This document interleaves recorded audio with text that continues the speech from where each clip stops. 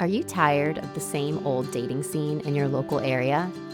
Do dating apps leave you more frustrated than fulfilled? And what about those magical travel romances? Why do they seem to happen so effortlessly? What if I told you the secret to falling in love is off the apps and into the wide expanse of the world? This month, we're bringing you our Passport to Love series, an exciting collection of stories from around the globe where travelers found love in the most unexpected places. Stay tuned. Love and adventure awaits. Hi, I'm Kelly Tolliday, founder of Transform with Travel, and your trusted guide to life-changing adventures.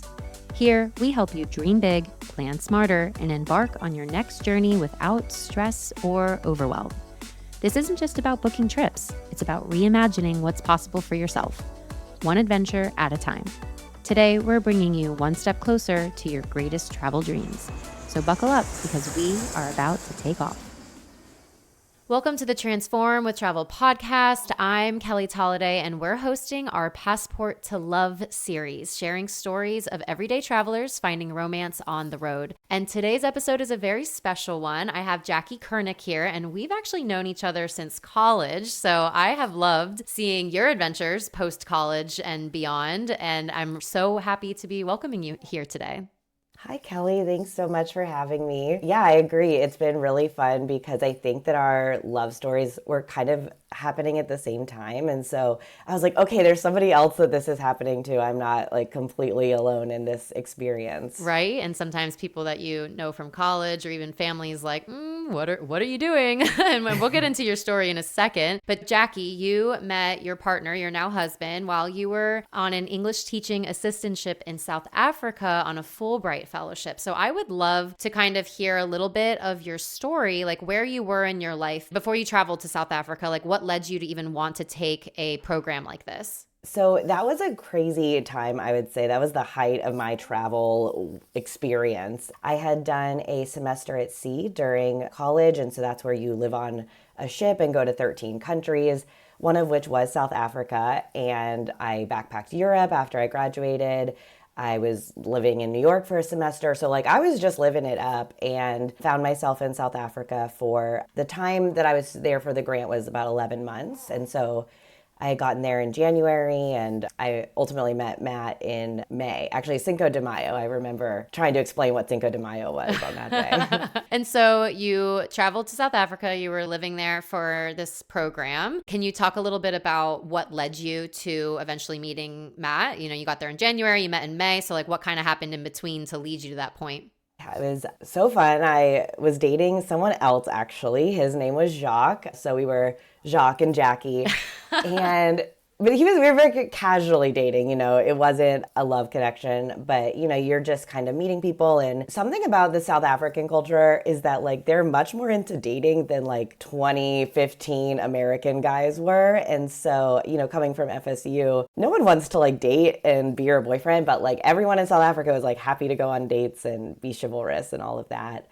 So he said, why don't you do diving? Because I'm certified in diving. And I was like, okay, let's like scuba diving. And Matt happened to be the instructor of the certification course. And he likes to tell you, which I like didn't even realize at the time, that there were like 7 people that were supposed to be in our class and they all dropped out except me. Wow. So I had no idea. So like they were going to cancel it, but I was like, well, I'm still here. And so it was 2 weeks of us just hanging out and him teaching me how to scuba dive and, you know, super romantic in that way. And so then, you know, we just kind of were friends because I had a boyfriend. And then about 3 weeks in, I was like, okay, I got to go break up with Jacques and, you know, get back to Matt. Poor Jacques. Yeah. That's amazing. And so throughout those couple weeks while you were doing your diving, what was it about Matt that kind of drew you in? And he is from South Africa? Yeah, okay. Yeah. So he is, you know, born and raised South African. And I think that I remember seeing him like when I signed up. And like, I do feel like it was sort of love at first sight, although I wouldn't have known it then. But he was just like really laid back and kind, and like I kind of have a chaotic energy, and so he was just a bit, as my dad would say, like grounds me. But then like it was funny, like we talked about like the movie Shameless or the show Shameless, and just like kind of stuff that were like similar cultural touch points. You know, we're not far apart in age, we're like about a year apart, so we still had those kinds of connections. And he wasn't like too aggressive either. I kind of was like, I like you, so I almost had to bring him out of his shell a little bit. Yeah, that's awesome. So you decided to break up with Jacques. You get together with Matt. Can you walk us through a little bit of that early relationship? How long were you in South Africa for to be able to continue with that relationship? What did that look like? He had actually signed up already before we started dating to go to Cape Town to do a commercial diving course and become like an oil rig diver. And so he was supposed to leave in August. So then that's like even more of a short timeline. But he called his dad and was like, can we delay it? So he didn't start till September. So we were just the early love for a couple of months in Port Elizabeth where we lived. And, going out and meeting his friends. And it was just really cool to see him like in his environment and kind of see this whole other world of South Africa that I didn't, know. And then, we were doing long distance for just a couple months before I went back to America. And I went and visited him in Cape Town, which is a lovely place. Cape Town's so awesome. But I went home and we applied for a visitor visa for him and he got denied. And the guy that denied him was like, he kept being like, are you going on the boats? Like, are you going on the boats? And we're like, no, what are you talking about?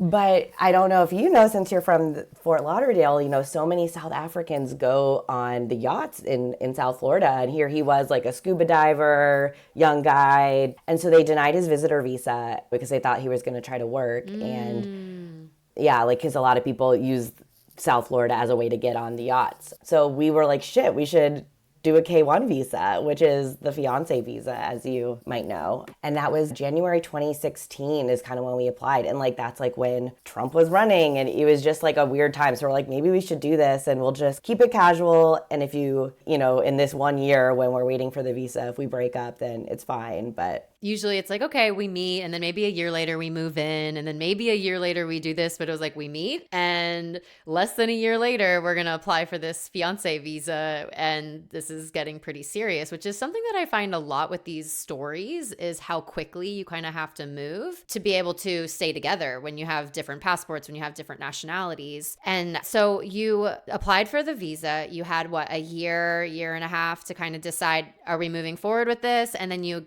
what happens after that? Were you granted the visa? How did he move to the States? So we applied, I'm going to say January 2016 is like my best guess on memory. And we got married in December of 2016. So wow. Yeah, so it was like a whole craziness. We applied for the visa and then I went back to South Africa shortly after while we were kind of waiting so that like we could continue and see if we were to be together. And so I was there for about, 4 months and then I came back and then I'm waiting for his visa. And so we were together basically a year and a half when we got married, which is, looking back, I'm like, wow, that's pretty crazy. A 23-year-old would do that.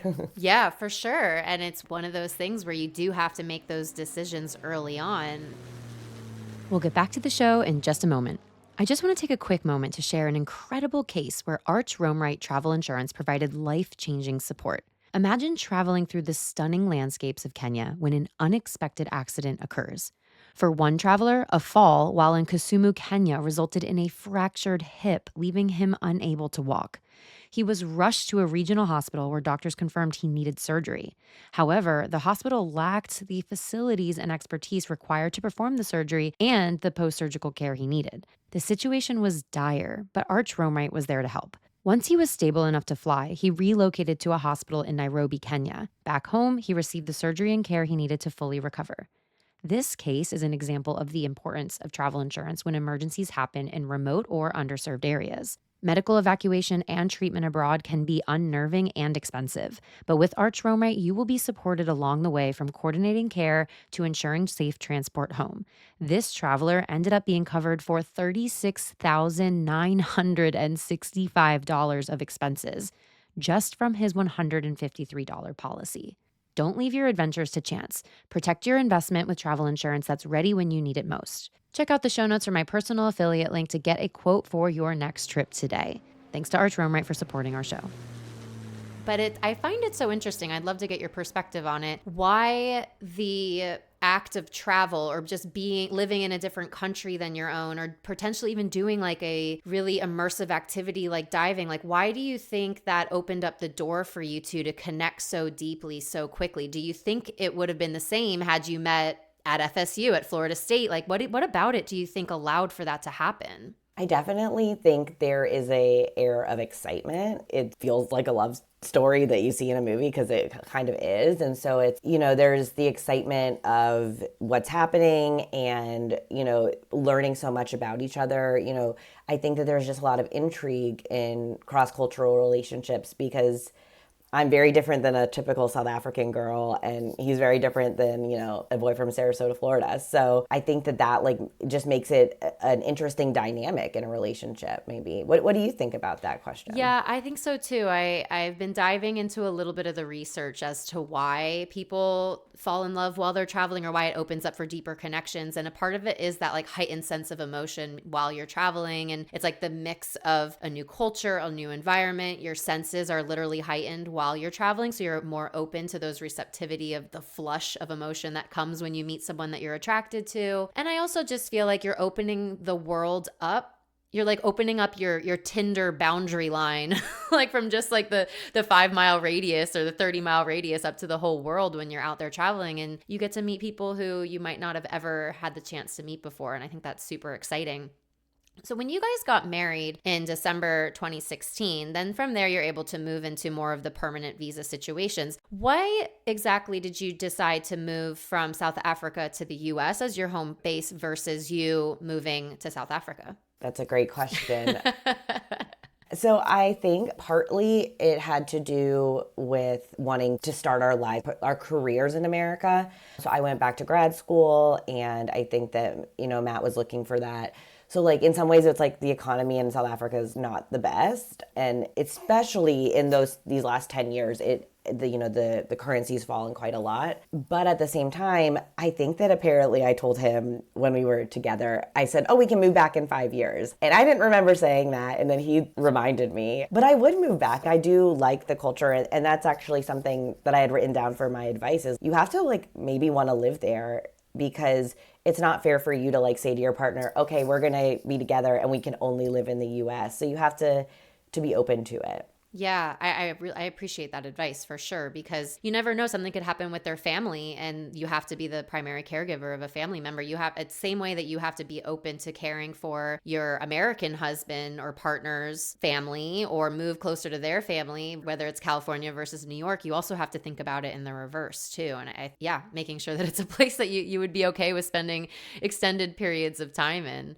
Through this process of being married for almost 10 years now, what is it, 8 years? 8 years this month then, if it was 2016. Yeah, Congratulations. It's in 4 days. Thank you. Congratulations. And now you have 2 kids. If you might hear some baby sounds in the background, that's your brand spanking new baby. It's so cute. What have you kind of learned in this process now of almost 10 years of being married and longer being together? What have you kind of learned in that process about yourself being in a cross-cultural relationship? I think communication is definitely the first that comes to mind, and I'm sure that would be the case in any long-term relationship, but communicating in your own way can be difficult cross-culturally. And I think that, it also just taught me that I'm loyal and that I, really care about my husband, because there would have been a lot of times where like it probably would have been easier to give up or, I guess not continue. But what I think really comes to mind for me the most is feeling responsible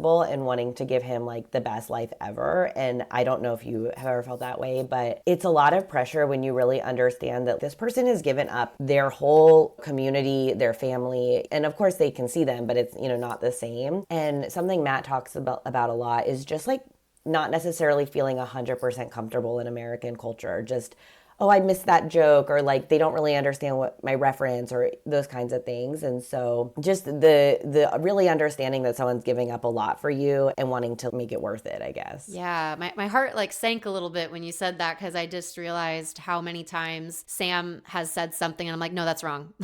Or like, no, it doesn't work that way here. And it's just like, man, actually that sense that like one of your shoes is always slightly not going to fit, you know, like that's almost feeling like a little bit uncomfortable all the time. And I can remember that. I'm sure you living in South Africa too, there's always these like cultural references or just like societal things that you're slightly missing all of the time.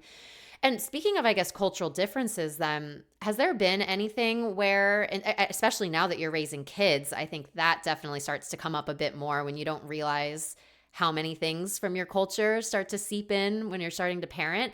Has there been anything that has been stand out to you in terms of the difference of South African culture versus American culture? I would say the things that come to mind, and Matt, I think to his credit, like I'm not saying that this has been like a fight or anything, but really understanding Matt went to boarding school from age 6, and that's pretty normal there. And so he, was in boarding school and he had nannies and, domestic help, and like those kinds of things like are really different and make it a lot easier probably when you're raising kids. In America especially, like we have no parental leave and very little domestic help generally, or like caregiving. So those are, I would say, some big differences. And then to be honest, and you know me, like I'm an honest person, South Africa is a very segregated society, and they're the most unequal country in the world. And Matt's done such a great job on learning some of his societal thoughts about like just race and life, because obviously they've gone through a huge transition in the last 30 years as a country. And so there have just been times where we just have different opinions, and I have to respect like his experience as well. So that's been difficult sometimes. Yeah, for sure. And it's like things that you can't control is the way that this is their society is or culture, and then moving to a different country and completely unlearning so many different things. I guess speaking of family, going back a bit of a step, was there any pushback? Because oftentimes I hear from people, oh, I met this really awesome guy when I was traveling, but there's just no way my parents would ever let me fly to go meet him, or they'll be so sad if I go move to a different country. Was there any pushback in your family or in his family of being like, wait a minute, why are you flying back to see this man? Why are you getting married in a year? Or what was that like?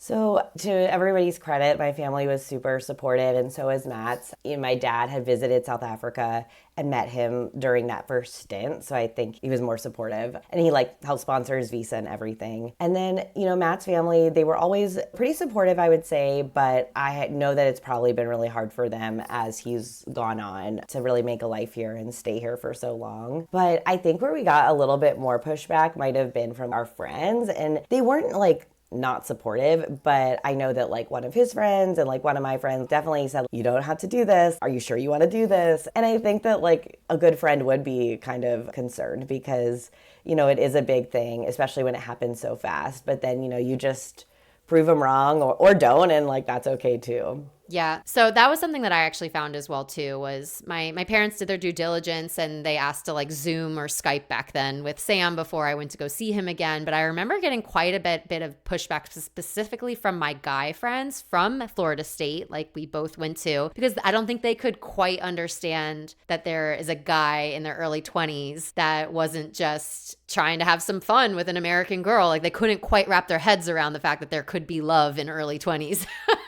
I'm sure you can understand that. Yeah.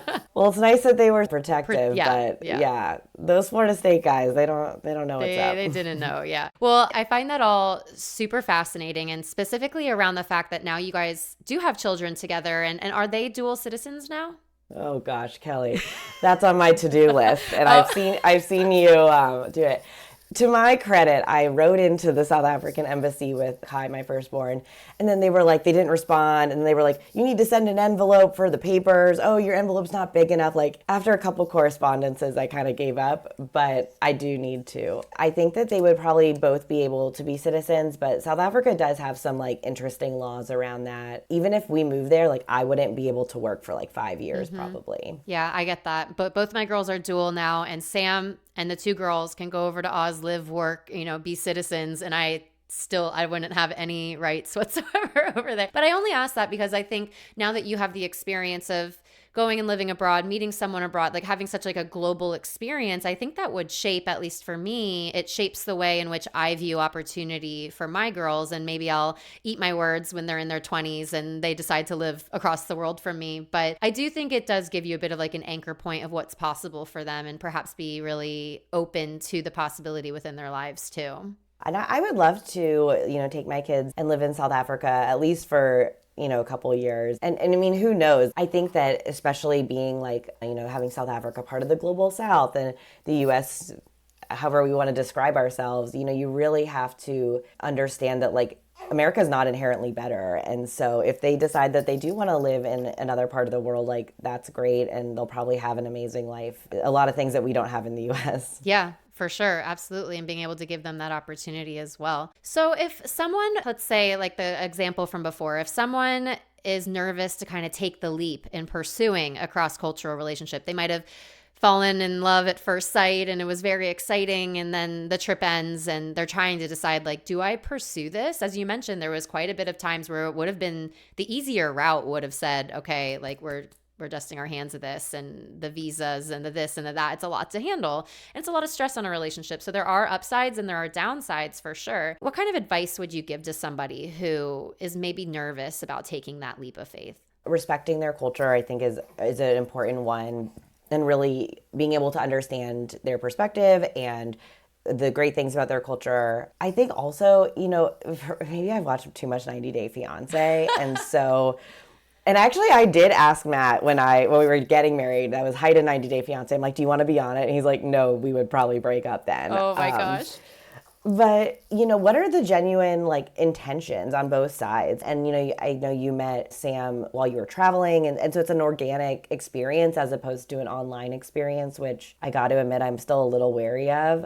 So are you guys good friends? And do you have trust? Because doing long distance without trust is incredibly difficult. And so if you're always wondering what they're doing and have reasons not to trust them, then it might not be the best use of your time to do that. Yeah. And how do you even, I'm thinking back to our own relationship, and we luckily were never long distance for too long, but how do you even build such deep trust with somebody after only knowing them for a couple months as well? I mean, was it something that was just innately built within you two? I think both being pretty honest with each other, and I just could see his heart, and I just knew that he would never cheat on me or anything like that.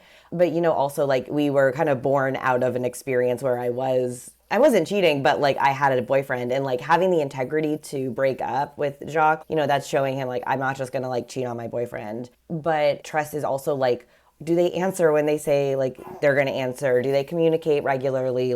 Do they introduce you to your friends and family or their friends and family? All are great examples of trust. Yeah. Wow. I love that so much. I'm so grateful for you for sharing your story. And now I got to know a little bit more about you, which is really awesome.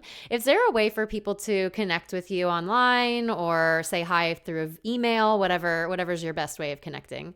Sure. I love Instagram. I feel like that's the millennial in us. I'll die with Instagram. So my handle is Jackie.Curnick. And, I'm just a regular person. So I post my kids and my job. And my husband is actually now in the family business, and we're a construction company. So he's building houses with my family, and I'm kind of working with him on that. So that's also what we post on there too. Well, if you guys ever come down to South Florida, near Fort Lauderdale, we will all have to meet up. I have a little international husbands club down here where I meet someone. I'm like, oh, your husband's not from here. Boom, you're in my club. And we do things together, and it's really fun. And there's actually a South African meat pie cafe where all they do is meat pies, and they're owned by a South African company. So you guys will have to come down. I am obsessed with pepper steak pies. You have to come really down. Don't even know, so I will. I'll take you up on it. Awesome. Well, thank you so much. Thanks for being here. Thanks for having me. And that's a wrap for today's episode. A huge thank you to our amazing sponsor, And Beyond, for supporting the Passport to Love series. If you're dreaming of a unique honeymoon, a romantic getaway, or even a destination wedding, And Beyond has been creating transformative experiences for over 30 years across Africa, Asia, South America, and beyond. Visit andbeyond.com for more information, and stay tuned for the next episode in our Passport to Love series.